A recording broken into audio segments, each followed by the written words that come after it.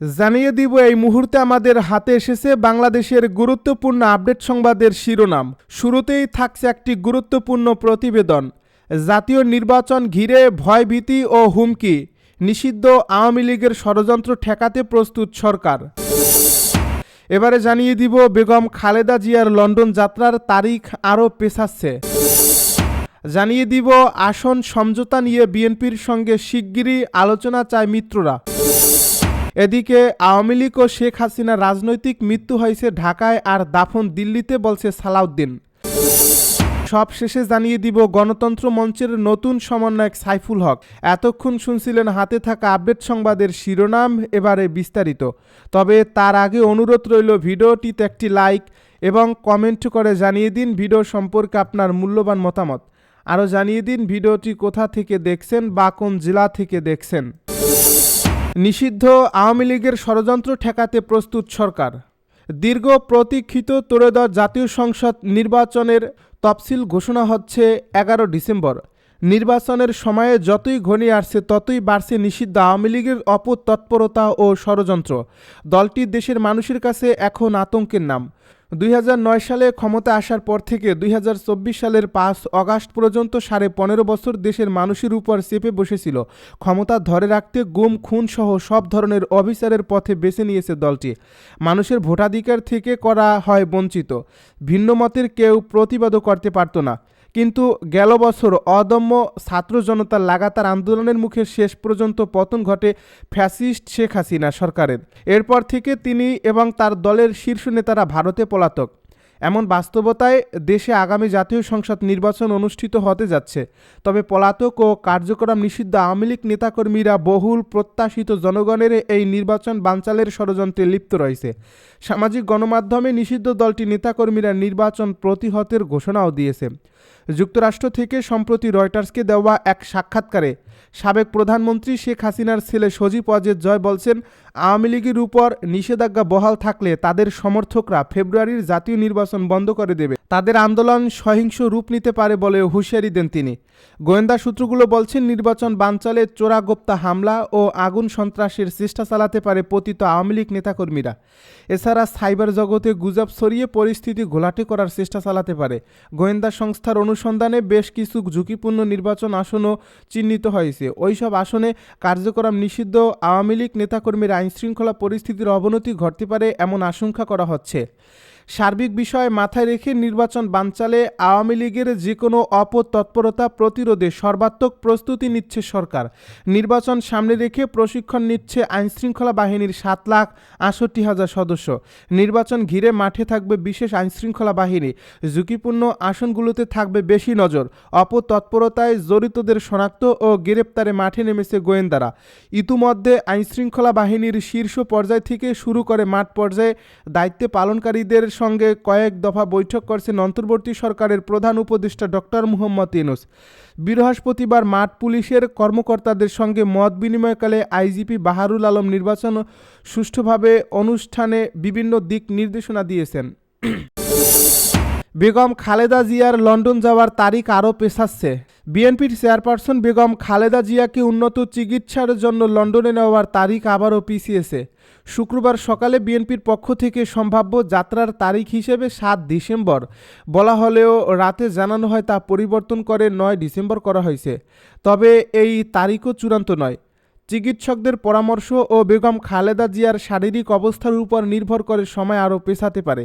খালেদা জিয়ার চিকিৎসা সংশ্লিষ্ট একটি নির্ভরযোগ্য সূত্র জানায়, তার শারীরিক অবস্থায় বিশেষ উন্নতি না হওয়ায় যাত্রার পরিকল্পনা সাময়িকভাবে পিছিয়ে দেওয়া হয়েছে।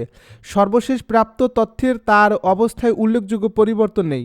কাতারের ব্যবস্থাপনায় যে এয়ার অ্যাম্বুলেন্স ভাড়া করা হয়েছে সেটিরও সময়সূচি নতুন করে নির্ধারণ করা হয়েছে।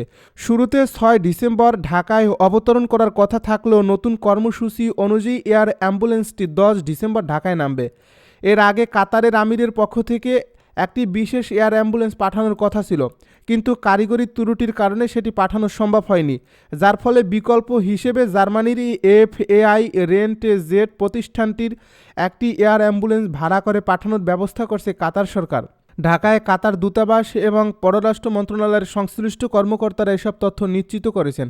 ঢাকায় কাতার দূতাবাসের জনসংযোগ কর্মকর্তা আসাদুর রহমান আসাদ গণমাধ্যমকে বলেন, কাতার সরকার জার্মানির একটি প্রতিষ্ঠানের এয়ার অ্যাম্বুলেন্স ভাড়া করে ঢাকায় পাঠাচ্ছে।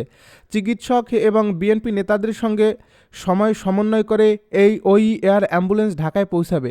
কূটনৈতিক সূত্রগুলো বলছে, বেগম খালেদা জিয়ার সঙ্গে লন্ডনে যাত্রাকারী দলের সঙ্গে কামানো হবে। সংখ্যা কমানো হবে। বিএনপি শুরুতে 18 জনের তালিকা করলেও অগ্রাধিকার ভিত্তিক সীমিত সংখ্যক মানুষ এয়ার অ্যাম্বুলেন্সে ভ্রমণ করবেন। বাকি ব্যক্তিরা প্রয়োজন হলে বাণিজ্যিক ফ্লাইটে যাবেন। এদিকে তারেক রহমানের স্ত্রী জুবাইদা রহমান শুক্রবার দুপুরে ঢাকায় পৌঁছান। তিনি বিমানবন্দর থেকে সরাসরি এভার কেয়ার হাসপাতালে গিয়ে শাশুড়ির সঙ্গে সময় কাটান।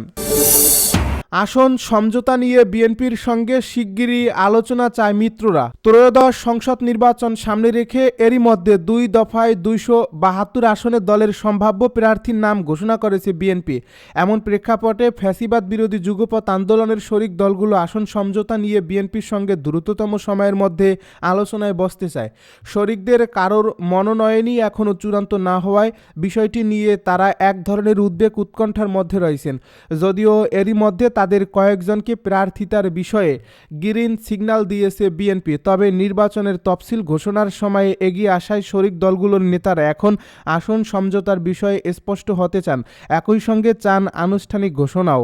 শরিক দলের নেতারা মনে করছেন, বিএনপি যেহেতু এরই মধ্যে তাদের দলীয় প্রার্থীদের আসনগুলোতে নাম ঘোষণা করে দিয়েছে, এখন জোটের আসনগুলোতেও প্রার্থীর নাম ঘোষণা করা দরকার। এজন্য তারা শিগগির বিএনপির সঙ্গে আলোচনায় বসতে চান। একই সঙ্গে ঘোষিত আসনগুলোর মধ্যে যেখানে জোটের শীর্ষ নেতারা বাদ পড়ছেন সেগুলোতেও মনোনয়ন পুনর্বিবেচনা চান। দলীয় সূত্রে জানা গেছে, জোটের যারা বাদ পড়ছেন তাদের কাউকে সংসদের উচ্চকক্ষ কিংবা ক্ষমতায় গেলে অন্যভাবে মূল্যায়নের চিন্তা রয়েছে বিএনপির।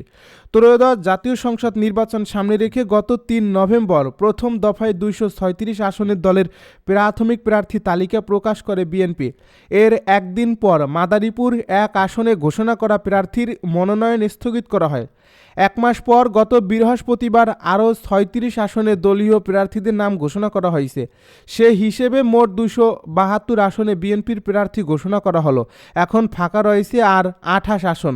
বিএনপি থেকে বলা হয়েছে, এই ফাঁকা আসনগুলোতে মূলত শরিকরাই নির্বাচন করবেন।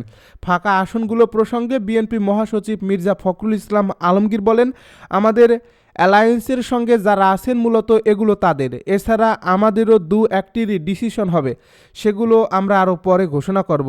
বাকিগুলো আমরা যথাসময়ে ঘোষণা করব।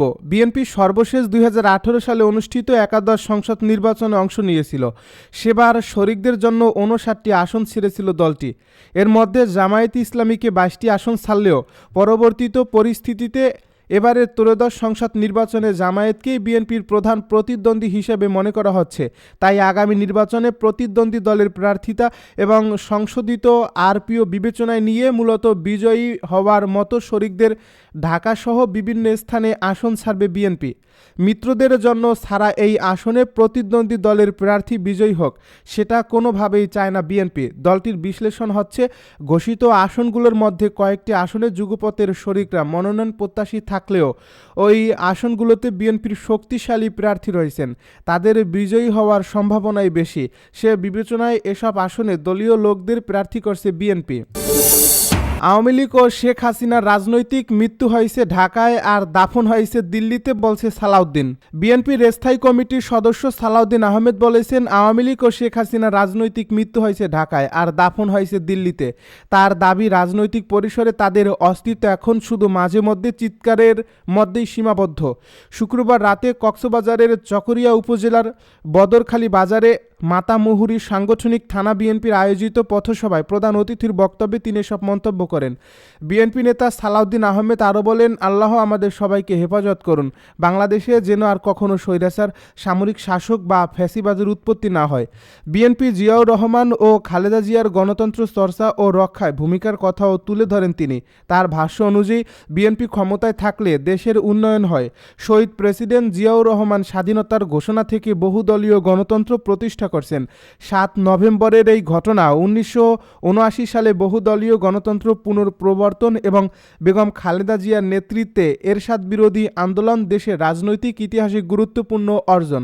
তিনি আরও বলেন, তত্ত্বাবধায়ক সরকার ব্যবস্থা ও সংসদীয় শাসন ব্যবস্থা সুপ্রতিষ্ঠিত করাও বিএনপির নেতৃত্বেই সম্ভব হয়েছে। শেখ হাসিনা ও আওয়ামী লীগকে গণতন্ত্র ধ্বংসের জন্য দায়ী করে বিএনপি নেতা সালাউদ্দিন আহমেদ বলেন, তারা তত্ত্বাবধায়ক ব্যবস্থা বাতিল করেছেন, একদলীয় শাসন চাপিয়ে দিয়েছেন, শেষ পর্যন্ত গণ অভ্যুত্থানের মুখে দেশ ছাড়তে বাধ্য হয়েছেন। গণতন্ত্র মঞ্চের নতুন সমন্বয়ক সাইফুল হক। গণতন্ত্র মঞ্চের নতুন সমন্বয়ক হয়েছেন বিপ্লবী ওয়ার্কার্স পার্টির সাধারণ সম্পাদক সাইফুল হক। আগামী 3 মাসে তিনি এই দায়িত্ব পালন করবেন। বৃহস্পতিবার রাতে রাজধানীর তোপখানা রোডে নাগরিক ঐক্যের কেন্দ্রীয় কার্যালয়ে গণতন্ত্র মঞ্চের কেন্দ্রীয় পরিচালনা পরিষদের সভায় সাইফুল হককে এই দায়িত্ব প্রদান করা হয়।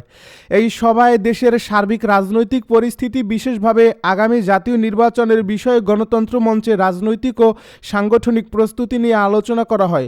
এছাড়া আগামী জাতীয় নির্বাচনে মঞ্চের প্রার্থিতা চূড়ান্ত করার ব্যাপারেও জোর দেওয়া হয় সভায়। নাগরিক ঐক্যের সভাপতি মাহমুদুর রহমান মান্নার সভাপতিত্বে সভায় বক্তব্য রাখেন বিপ্লবী ওয়ার্কার্স পার্টির সাধারণ সম্পাদক সাইফুল হক, গণসংহতি আন্দোলনের প্রধান সমন্বয়কারী জুনায়েদ সাকি, ভাসানী জনশক্তি পার্টির চেয়ারম্যান বীর মুক্তিযোদ্ধা শেখ রফিকুল ইসলাম বাবলু, জাতীয় সমাজতান্ত্রিক দল জেএসডির কেন্দ্রীয় নেতা অ্যাডভোকেট কে এম জাবের মিয়া, নাগরিক ঐক্যের সাধারণ সম্পাদক শহীদুল্লাহ কায়সার, বিপ্লবী ওয়ার্কার্স পার্টি রাজনৈতিক পরিষদের সদস্য আকবর খান, ভাসানী জনশক্তি পার্টির মহাসচিব আবু ইউসুফ সেলিম প্রমুখ। এদিকে এই বৈঠকের আগে সেখানে গণতন্ত্র মঞ্চের সাথে গণফোরামের কেন্দ্রীয় নেতাদের মত বিনিময় সভা অনুষ্ঠিত হয়। সভায় রাজনৈতিক পরিস্থিতি, জাতীয় নির্বাচন সহ বিভিন্ন বিষয়ে নেতারা আলোচনা করেন। বৃহত্তর রাজনৈতিক ঐক্য গড়ে তোলার বিষয়ে তারা কথা বলেন। এ বৈঠকে গণফোরামের ভারপ্রাপ্ত সভাপতি অ্যাডভোকেট সুব্রত চৌধুরী, সভাপতিমণ্ডলীর সদস্য অ্যাডভোকেট জগলুল হায়দার আফ্রিক, মোস্তাক আহমেদ, প্রচার ও প্রকাশনা সম্পাদক মোহাম্মদ উল্লাহ মধু প্রমুখ উপস্থিত ছিলেন।